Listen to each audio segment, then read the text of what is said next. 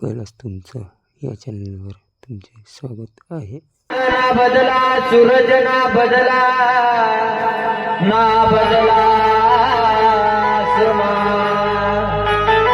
कितना बदल गया इंसान. ऐका ना मंडळी, आज चांद सूर्याच्या जागी आहे, चंद्र चंद्राच्या जागी आहे. या ठिकाणी बदललेला असेल तर तो मनुष्य बदललेला आहे. लक्षात ठेवा माहिती. आज काळाची गरज आहे, लक्षात ठेवा काळाची गरज आहे. अरे आज आमचे तरुण मंडळी वाईट मार्गाकडे चालले. आज आमचे तरुण मंडळी व्यसन करू लागले. आज तरुण मंडळी महाराज स्वतःच्या मायबापाची इच्छा पूर्ण करू शकत नाही. अरे ज्या आईने ज्या बापाने या गर्भामध्ये बघवलं, त्या मायने महाराज 9 महिने 9 दिवसाचा भार सोसला. आज त्याच मायबापाची इच्छा पूर्ण होऊन नाही. अरे असं कोणतं महापाप केलं होतं त्या मायबापाने की आज असे दलित पोट्टे महाराज जन्माला आले. अरे यांनी महाराज भाषा घेऊन जरी मेले ना तरी मायबापाला महाराज दुःख होणार नाही. कारण त्या मायबापाची इच्छा पूर्ण होऊन नाही राहिली. मायबाप अरे अरे हे शरीर एवढं हटकट नाही आहे, एवढं हटकट नाही आहे, हे कोणालाही द्यावं. कोणावर प्रेम करावं? अरे प्रेम करायचं आहे स्वतः आईच्या आई वडिलांवर प्रेम करा. हे लक्षात ठेवा मंडळी, या जगामध्ये आपण जन्माला आलेलो आहे, जाणार आहे, आपण एकटं जाणार आहे. आपल्यासोबत कोणी आपल्यासोबत येणार नाही आहे. जन्माला खाली हात आया है, खाली हात जाएगा. तूने जो कमाया है दूसरा ही खाएगा. ऐका मंडळी, आज तुम्ही जे कमावलेलं आहे आज हे दुसरंच खाणार आहे. जगात आपलं कोणीच नाही आहे. अरे या शरीराची सुद्धा गॅरंटी नाही आहे दादा. या शरीराची सुद्धा गॅरंटी नाही आहे. केव्हा हे सोडून देईन सांगता येत नाही दादा. केव्हा हे महाराज मोकळं करून द्यायचा हे सुद्धा सांगायला जमणार नाही. कृष्ण आणलेला देह ज्याचा त्याला परत वापस करायचा. क्या भरोसा है इस जिंदगी का, साथ देती नहीं है किसी का. क्या भरोसा है इस जिंदगी का. म्हणून लक्षात ठेवा मंडळी, या देहाचा भरोसा नाही. जोपर्यंत आहे तोपर्यंत प्रभू भजनामध्ये राहा. पुन्हा पुन्हा हा देह मिळणार नाही. 84 लक्ष एवढी पेळत पेळत जन्माला आलेलो आहे. 84 एवढी कोटी कोटी पेरा तवा लागे वारा मानवाचा. 84 एवढी फेडत फेडत जन्माला आलेलो आहे. एक नाही एक तरी दिवस जायचा म्हणून परमार्थ करा मायबाप. कुठे जायची गरज नाही, कोण्या मंदिरात जायची गरज नाही, कोण्या देवापाशी जायची गरज नाही. सर्व आपल्यापाशी आहे. मी म्हणत नाही, संत म्हणतात तुझं आहे तुझ्यापाशी, पण परी तू जागा फुलाची. सर्व काही आपल्यापाशी आहे, कुठेही जायची गरज नाही. पण एका ठिकाणी आमचे संत म्हणतात, अरे या संसाराच्या हाती जाण्यापेक्षा अरे जीवनामध्ये प्रभूचं भजन कर. तुझ्या केसाला सुद्धा धक्का लागणार नाही. नामस्कीर्तनम यश सर्व पाप प्रणाशनम प्रणामास्तन्नमामि हरिपरम. नामस्कीर्तन साधन पैसोपे चढतील पापे जन्मान.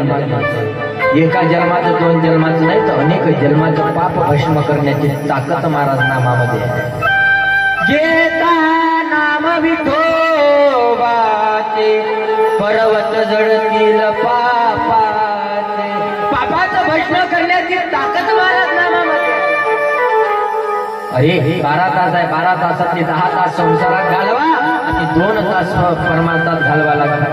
10 तास महाराज परमार्थात घालवा, 2 तास संसारात घालवा. जीवनाचं कल्याण झाल्याशिवाय राहणार नाही. आमचे संत एका ठिकाणी मोठं गोड वर्णन करतात. ऐका, अरे घे घे घे हरिनाम घे, माया सारी सोडून दे. घे घे घे हरिनाम घे, माया सारी सोडून दे. हात लावणी नशिबाला कारण तुरे डाये डाये. या संसाराच्या पाये, या संसाराच्या पाये, या संसाराच्या पाये, या संसाराच्या पाये.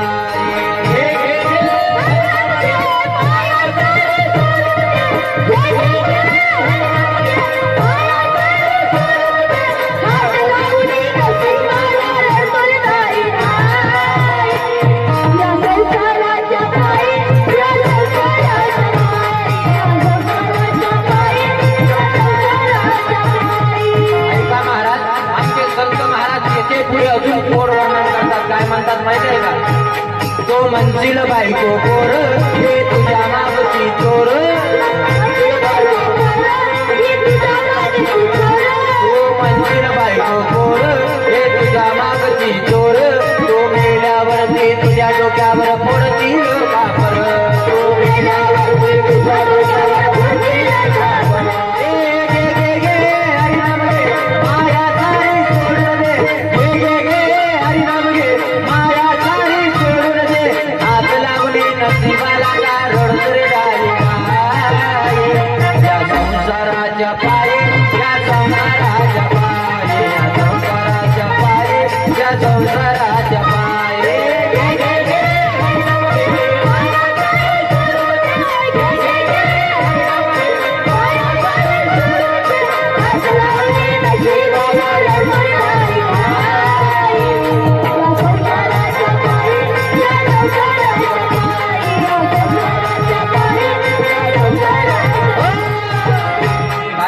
तो म्हणशील बायको पोर हे तुझ्या मागची चोर, तू मेल्यावर ते तुझ्या डोक्यावर फोडतील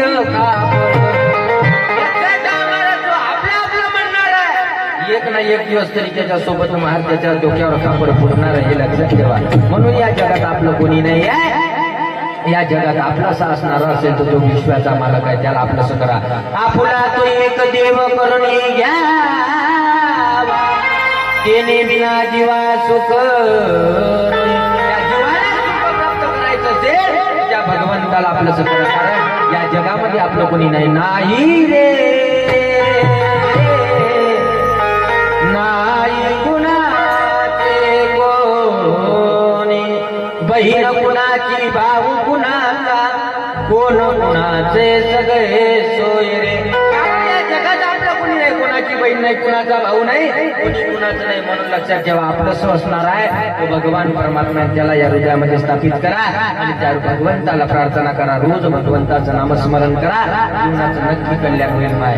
कारण गीता भागवत करते श्रवण, अखंड चिंतन विठोबा. कारण श्रवण असलं पाहिजे, पठण असलं पाहिजे. आणि ज्या दिवशी आपल्यापाशी श्रवण पठण असेल त्या दिवशी जीवनाचं कल्याण होईल. कारण नवविधा भक्तीमधली एक श्रवण भक्ती सांगलेली आहे आणि श्रवण भक्ती सर्वात श्रेष्ठ भक्ती आहे. श्रवण असलं पाहिजे.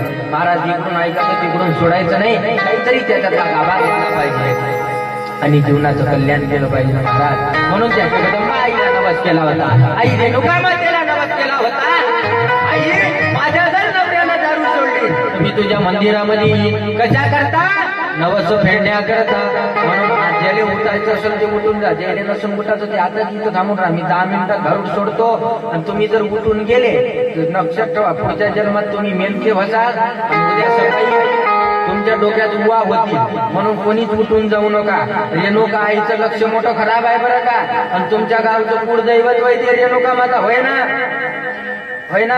आश्रमाता तुमच्या गावचं कुळदैवत होय. आणि तिचं जर लक्ष वाईट न तिनं जर नजर फिरवली सकाळी तुमच्या डोक्यात मोठ्या मोठ्या उवा होईल 6 पायाच्या. म्हणून अजिबात उठून जाऊ नका. तुम्ही जर उठून गेले तर पुढच्या जन्मात मेंढके नक्कीच होतं. कायले लवता गाव लावण्यापेक्षा हा एक बरं 2 पायाचा माणूस 2चे 4 कायले करून घेतात. त्याच्यापेक्षा बसून आईचं दुर्लक्ष होईल तर मग आपला निकाल येऊन जाईल. म्हणून कोणी उठू नका. एक आरतीचं ताट आणा, कडवाभर पाणी आणा, त्याच्यात कापूर आणा. झोपले का काय? पण पटकन आणा बापूजी, पटकन आणा टोपीवाले. सुंदर आई जगदंबा मातेला, आई रेणुका मातेला, आई आचरा मातेला नवस केला होता की आई माझ्या जर नवऱ्यानं दारू सोडली तुम्ही तुझ्या मंदिरामध्ये येईल. म्हणून त्या जगदंबा मातेच्या मंदिरामध्ये आईचा नवस फेडण्याकरता जाऊ. हरी सत्वर पाहू की मला भवानी आई रोडगा बाई तुला, आई रोडगा बाई तुला, भवानी आई रोडगा बाई तुला.